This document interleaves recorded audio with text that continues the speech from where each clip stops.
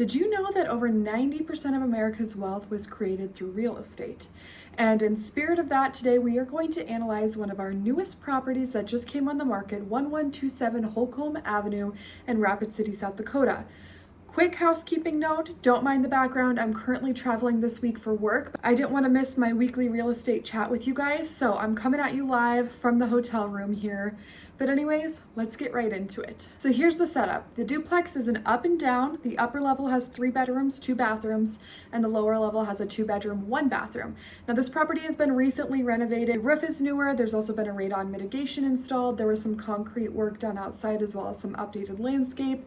Inside both of the units, you'll see some new flooring, some new paint. This is by no means a property that you're going to need to go in and do a bunch of work to. It is turnkey with tenants in it today. Currently, both units together is generating a total rental income of $2,750 per month. For the sake of easy math, we're going to assume that you're buying this with a standard conventional investment loan, amortized over 30 years, with 20% down payment and 7% interest rate. That's about $59,000 out of pocket for the down payment. That doesn't include closing costs, of course, which is going to be heavily reliant on what your lender charges, and that's going to be at a purchase price of $295,000, what we are currently listed at. When calculating the cash flow, we also took into a few of the other expenses into account. This is the property taxes. So for 2023, they were $1,094.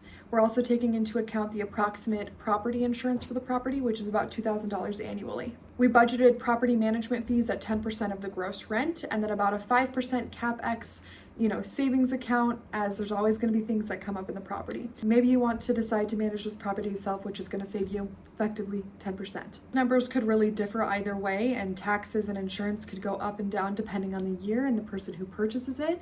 But this is just kind of a realistic view of what expenses you should expect. Tenants pay for electricity and gas, while the owner covers water, sewer, and garbage, as is normal for Rapid City multifamilies.